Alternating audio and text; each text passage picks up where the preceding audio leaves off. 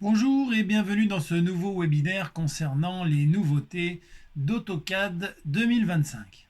Voici les nouvelles fonctionnalités et nouveautés de cette version que nous allons découvrir ensemble.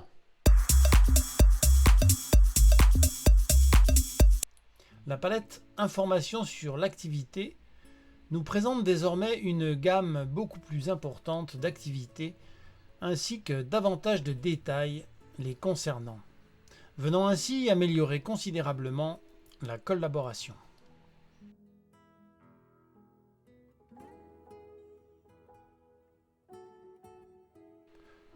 Pour commencer, il faut définir un emplacement commun pour les activités de dessin. Celui-ci doit se trouver sur un réseau interne de l'entreprise ou un emplacement de stockage sur le cloud. Cette étape n'est pas requise pour les dessins ACC Docs, qui stockent automatiquement toutes les activités dans Autodesk Docs. Ici, je choisis le réseau local où se trouve un serveur accessible à tous. Aussi, dans la pratique, lorsqu'un fichier est enregistré sur un cloud pris en charge, Information sur l'activité l'enregistre automatiquement dans la catégorie Version. Il nous suffira alors de cliquer sur Comparer pour afficher les différences entre la version actuelle et la version précédente. Le panneau Propriétés de l'activité nous fournira des informations complémentaires sur ces différents changements. À chaque modification effectuée, il suffit d'enregistrer le fichier pour voir cette modification apparaître dans la palette Informations sur activité. Ici, par exemple, un export PDF.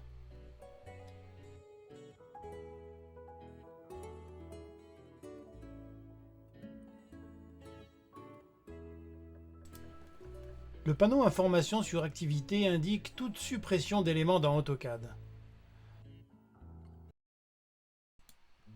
Aussi, si l'on vient purger un certain nombre d'éléments,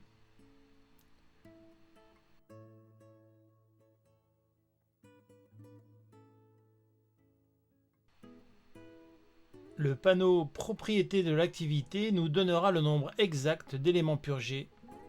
Ici, par exemple, des blocs, des styles de cote, des calques, des types de lignes, des matériaux, des formes et des styles de texte. Il n'est pas nécessaire d'ouvrir un fichier pour accéder à la palette Informations sur activité. En effet, si vous revenez sur l'onglet Début et que vous pointez un dossier, vous remarquerez 3 points de suspension verticaux qui, une fois cliqués, vous donneront accès à l'ouverture de cette palette.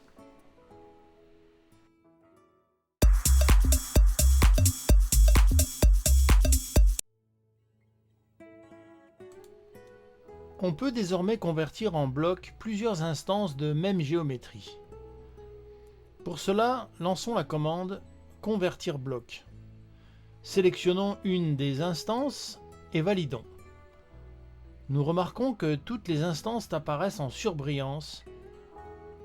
Validons à nouveau et la boîte de dialogue Convertir apparaîtra pour nous proposer soit de remplacer ces instances par un bloc existant, soit de les convertir en un nouveau bloc. Ici, nous choisissons Nouveau bloc. Ainsi, toutes les instances se sont désormais transformées en blocs. Et nous pouvons le vérifier grâce à la palette Quantité.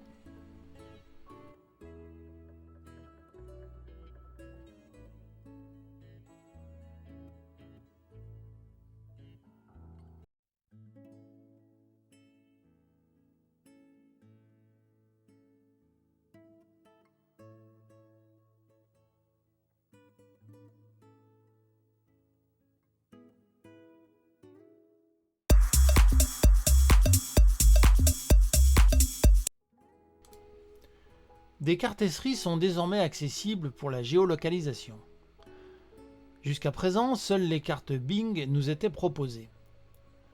Ces cartesseries sont élaborées à partir des meilleures données disponibles fournies par une communauté de fournisseurs de données officiels et présentées dans plusieurs styles cartographiques.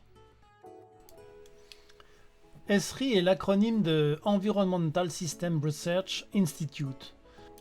Esri développe un système SIG complet appelé ArcGIS.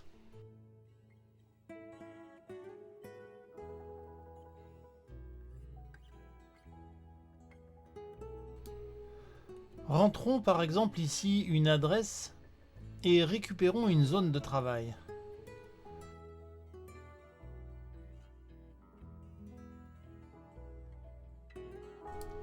Plaçons le nord.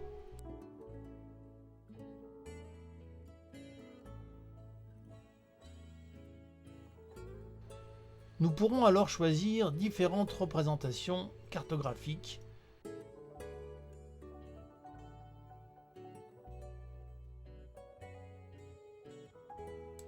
Et choisir la zone sur laquelle nous voulons travailler par une fenêtre de capture.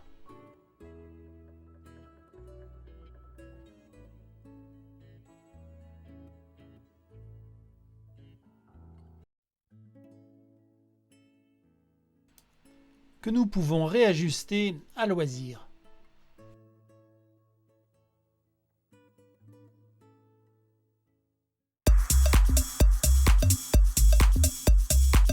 La boîte de dialogue performance graphique que l'on ouvre avec la commande config graphique propose un nouvel onglet diagnostic.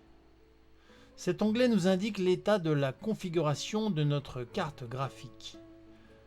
Ainsi, nous saurons plus facilement s'il faut agir sur l'accélération matérielle, la mise à jour du pilote de la carte graphique ou simplement une remise à niveau.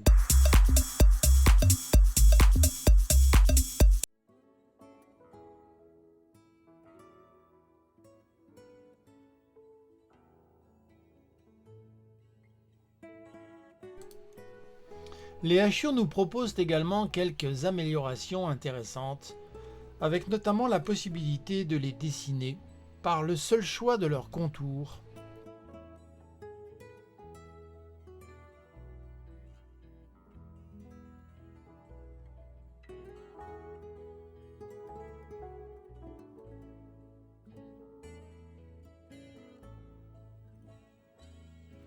Ou de leur surface.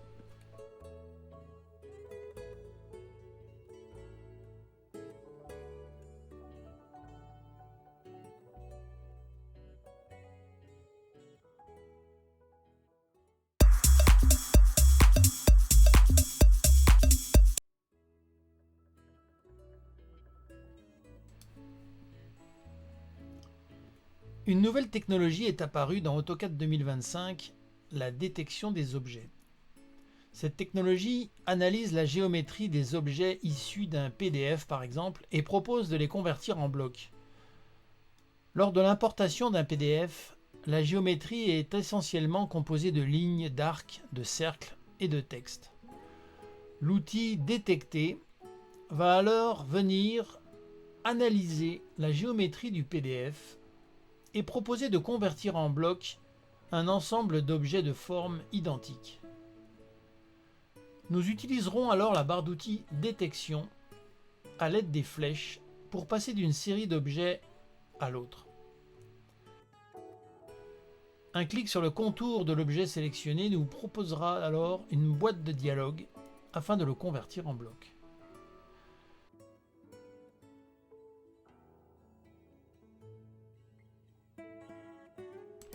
Dernière étape, le choix du point d'insertion du futur bloc.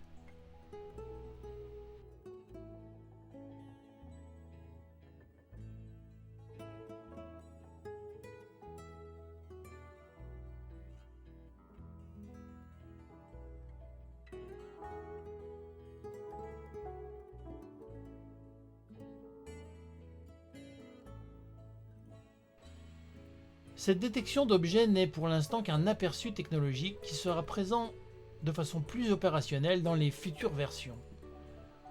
Toute erreur rencontrée lors de l'utilisation de cette technologie pourra être envoyée à l'éditeur en cliquant sur le petit drapeau de la boîte de détection.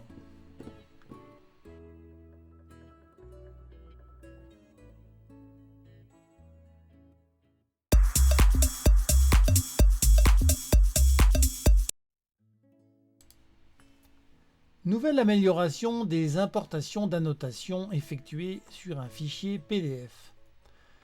Imaginons un collaborateur venant faire des révisions sur un projet dans Autodesk Docs. N'ayant accès qu'à un seul fichier PDF, il fera donc ses révisions sur ce fichier.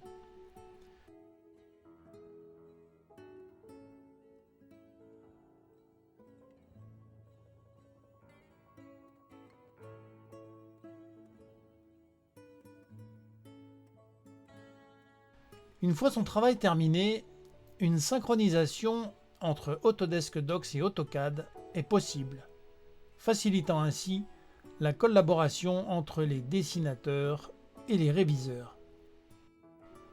Une synchronisation d'un fichier PDF contenant des annotations pourra donc être directement visualisée dans l'espace de travail tracé d'AutoCAD.